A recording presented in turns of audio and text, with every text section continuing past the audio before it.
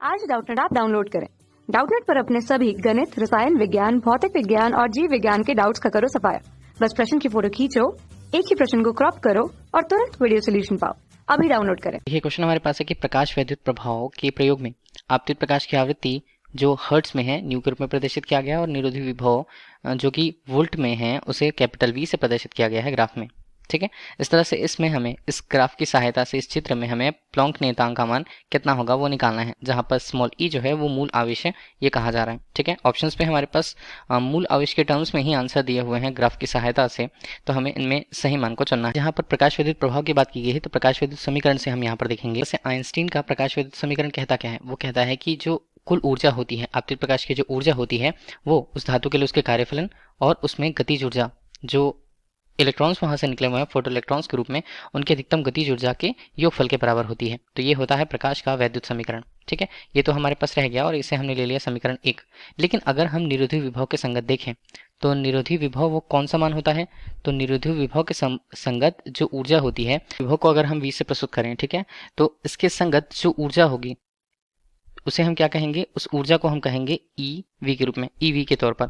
और ये जो निरोधी विभव के जो संगत ऊर्जा है वही यहाँ पर गतिज ऊर्जा के अधिकतम मान के बराबर होती है। कौन सी स्थिति पर, कौन सी स्थिति, जब इलेक्ट्रॉन्स जो हैं वो एनोड पर जाना बंद कर दें। तो इतना विभव या इतने परिमाण की ऊर्जा आवश्यकता होती है कि जो गतिज ऊर्जा इलेक्ट्रॉन्स की होती है उसके बराबर की ऊर्जा वहां पर होनी चाहिए ताकि इलेक्ट्रॉन्स एनोड पर नहीं आ सकें। ठीक है, तो ये कंडीशन हो गई। अब इसी कंडीशन को समीकरण 1 से हम रख करके देखते हैं। तो समीकरण 1 की हम बात करेंगे। समीकरण 1 से हम कहेंगे, को हम लिख लें, इसे हम कैपिटल ई के रूप में लिखते हैं जिसका मान फाई नॉट का मान फाई नॉट ही रहने देते हैं। और यहाँ पर गतिज ऊर्जा की बात आ रही है, ई वी के रूप में हमने प्रस्तुत कर दिया। ठीक है, अभी हम यहाँ पर क्या करते हैं, जो आपतित प्रकाश की जो ऊर्जा है उसे एच न्यू के रूप में हम प्रदर्शित करते हैं। ठीक है, ये हमारे पास होता है फाई नॉट और यहाँ पर बनता है ई कैपिटल वी। पहले हमें विभव का मान चाहिए, उस निरोधी विभव का मान चाहिए होगा तो हम वी लिखेंगे तो हमारे पास कितना बनता है एच न्यू, ऋण हम करें तो फाई नॉट यहाँ पर बनता है और बटे हम करें तो स्मॉल ई यहाँ पर बनेगा। ठीक है, तो v का मान हमारे पास कितना रह जाता है, एच न्यू बटे स्मॉल ई ऋण फाई नॉट बटे स्मॉल ई के रूप में। तो ये v का मान रह गया। ठीक, समीकरण हमारे पास मिला है, इसे हम समीकरण 2 कहते हैं। और इसकी तुलना हम किससे करेंगे, एक सरल रेखा के समीकरण से। सरल रेखा समीकरण, क्यों हमने सरल रेखा का समीकरण लिया, देखिए ये किस तरह से इस समीकरण 2 से मैच करता है वो हम देखेंगे। देखिए y बराबर हम क्या लिख सकते हैं, y बराबर हम लिखते हैं एम एक्स प्लस सी के रूप में। ठीक है, तो m यहाँ पर क्या होती है, वो प्रवणता या इसे ही हम स्लोप कहते हैं। ठीक है, प्रवणता या स्लोप हम कहते हैं, ये होता है।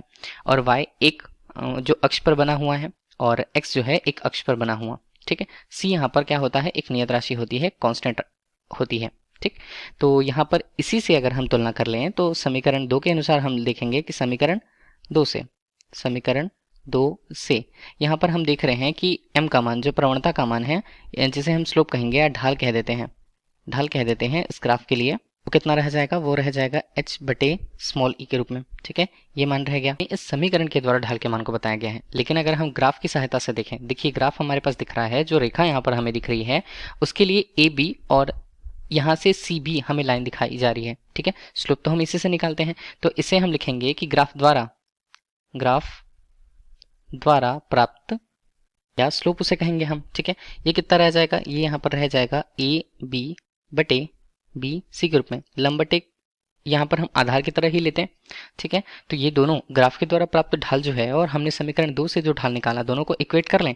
दोनों को इक्वेट करते हैं तो h बटे स्मॉल ई यहाँ पर मिलता है और इसका मान होता है ए बी बटे बी सी के रूप में। ठीक है, तो हमें क्या निकालना है, हमें प्लांक नियतांक का मान निकालना है। तो h बराबर यहाँ पर कितना रह जाएगा, h बराबर ए बी बटे यहाँ पर बी सी बनता है और यहाँ पर स्मॉल ई आ गया। तो हमारे पास प्लांक नियतांक का मान कुछ इस तरह से मिला और यही हमारे लिए क्वेश्चन का आंसर रह जाता है। ठीक है, थैंक यू। कक्षा 6 से 12वीं से लेकर नीट, IIT, JEE वो एडवांस के लेवल तक 1 करोड़ से ज्यादा छात्रों का भरोसा। आज ही डाउनलोड करें डाउटनेट ऐप या व्हाट्सएप करें अपने सारे डाउट्स 8400 400 400 पर।